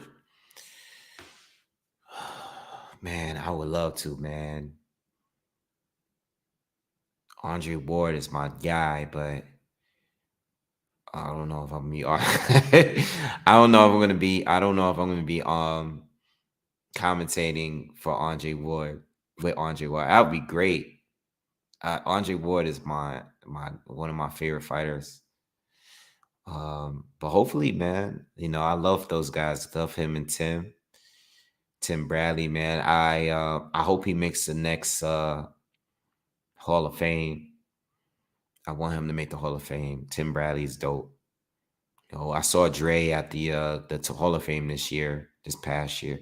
I don't know if I'm going to the next one. If I go to the next one next year, it's gonna be mad chill though, because I spent a lot of money on this year's. Like, I bought a lot of stuff. I got a lot of signed stuff.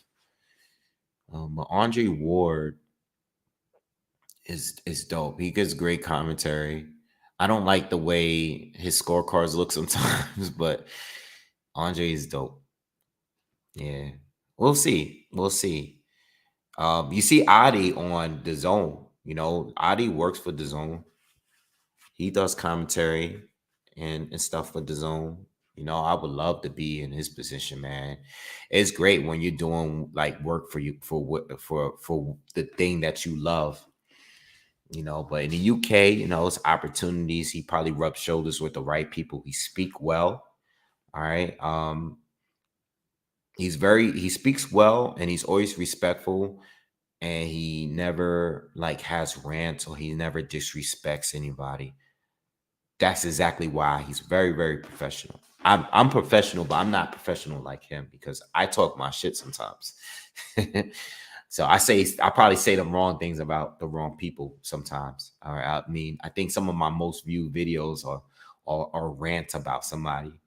But I would love to get there at some point. I would love to get to a point where I don't have to work anymore. I hate having to work. But I'm gonna get there. I'm gonna get there. Um Charles, he said, I'll send you 100K. I believe you. I believe you. I can only imagine what you send me up to this point. You sent me a lot, and I appreciate that.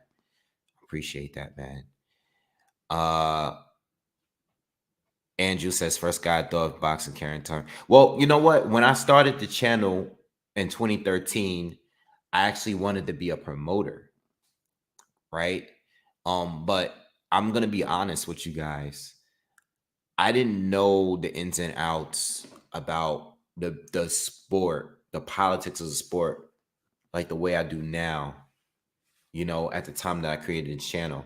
When I created the channel, it was all about predictions and breakdowns. Then I started making videos about like the gossip and stuff and the politics of the sport. Um, I didn't know like all the stuff that I did. I never cared about that stuff. I only watched the fights and just that's it. You know? So I wanted to be a promoter, and then I started wanting to do commentary because I was getting so like great feedback on the predictions and the breakdown that I was like, oh, I want to like go on TV one day and do this, you know, as a living, like Max Kellerman. But you know, it ain't work out for me yet. I think Lennox Lewis is better than more that commentary. I think so. I think Paulie Malignaggi was a great commentator. You know, I just think that his ego and his biases show too much. But I loved his commentary. I love Roy's commentary. I love Emmanuel Stewart's commentary. I love George Foreman's commentary too. I really love. There's a lot of people I like.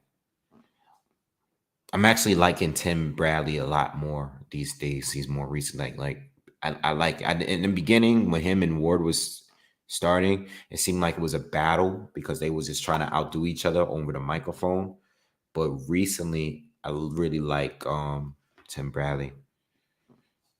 You know, nah, I can't be the next Don King. Don King was a gangster. Yo, I'm not a gangster at all. Like I'm the total opposite. I'm not a gangster. Like Don King, yo, morally, that guy was just, yo, he was a beast, man. I could never be Don King. He killed somebody. Don King is a beast. I can't be Don King. Like nah. I don't like. I'm squeaky clean. Like I never like. I don't have. I don't have nothing. I didn't do anything.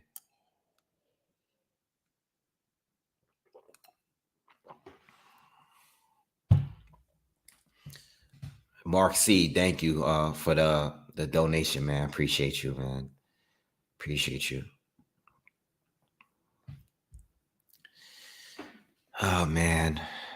Charles said he's serious. I believe you. 100K? Bro, that's crazy. Like, how much money do you have? You clearly got millions, bro. Oh man. I respect Max. Yo, Max Kellerman. I was watching an older, if you follow me on Twitter, maybe like a few weeks ago, I had posted a interview of Max. Yo, Max Kellerman don't get like the respect he deserves. Like he has a lot of boxing knowledge for real. Like he can dig into some of the old school shit really quick, you know. Quit my job and start crypto. Start crypto. I've been doing crypto for years. I'm getting slaughtered right now in crypto.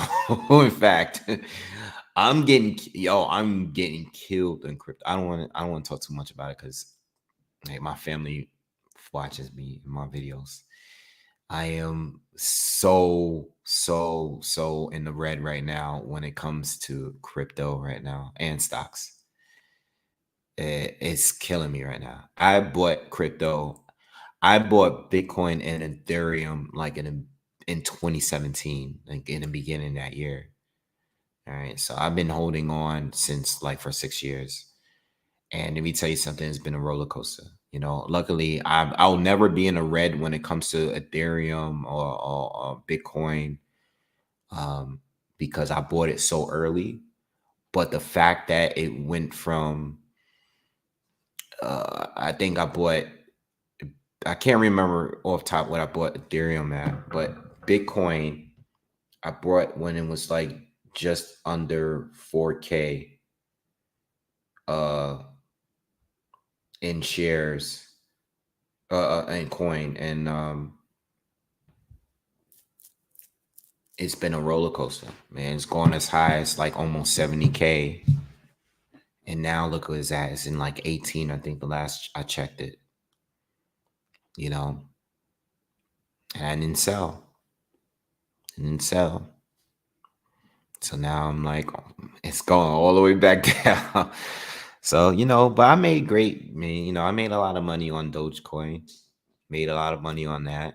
You know, I bought that when it was only like half a cent, less than half a cent. So I made good money on Doge. I made some good money on crypto. But you know, I lost some too. Same thing with stocks. So stocks I lost money. Made some, lost some, you know. It is what it is.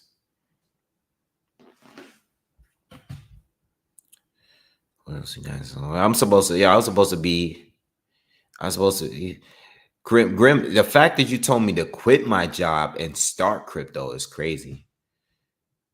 Quit my job and start crypto is crazy. It's totally unpredictable right now. It can actually go a lot lower than what it is right now. You just never know, you know? Yeah, Charles is totally dissonant. You just gotta, listen, you can make money. You just gotta know what you're doing.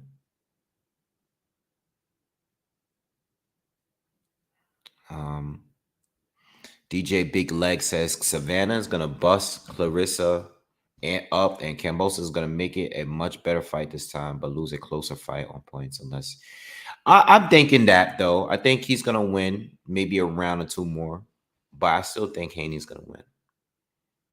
You know, I think people are sleeping on the fact that it's very possible that Haney might fight better too. You know, because even with the victory, you could still improve on things or some of the things that you were doing well. You know, so yeah, but yeah, I would love to be a commentator. And just imagine this me making commentating here and just doing a commentator job and just traveling and just covering fight cards. You know, yo, real to be honest, I never thought that I could do it.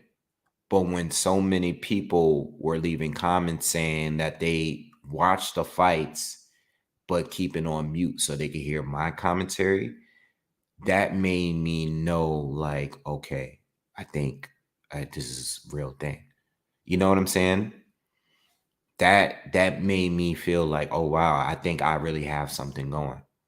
If it wasn't for you guys, I wouldn't even be still doing this. You know, I wouldn't be doing this if it wasn't you guys have motivated me to be bigger than what I am. You know, you guys, and I would say some of the pro boxers that I approached that knew me and respected my work. I think like you guys, them, definitely made me feel, because it's not like I came up as an experienced boxer. I came up just basically studying the shit out of fights. You know what I'm saying? Like, you guys know, like, martial arts was my thing, what I grew up in. I didn't grow up doing boxing. I took boxing classes, but I wasn't an experienced boxer. I wasn't even a real amateur boxer. But I studied the hell out of fights, to a point where my boy was like, yo, you should start a YouTube channel. You know a lot about boxing. I was like, yeah, I know a lot, but I'm not going to be talking on YouTube with, on a camera. Like, I'm not going to do that. And then look at me now. But, I think the key thing is I study. It's all about studying. That's why guys like Max Kellerman, who's not boxing neither, are up there, because he educates himself on the sport. And not all the boxers are going to do that. Boxers that do commentary, they talk through experience, but a lot of them don't study the game, or they're not historians like that. And I ain't even that much of a historian. I'm just more focused on uh logic when it comes to, like, the arguments that we have. I like using logic and not just being emotional. And then when it comes to the breakdowns, I just like studying what I'm seeing. So when I speak to someone that's very experienced, you know, they know I know what I'm talking about. And I'm talking about, when I say experience, I mean like on a championship level. I don't mean like some guy that was an amateur somewhere. You know what I'm saying? Um, like, the real dudes, like, respect me, because they know, like, yo, I do my homework, you know?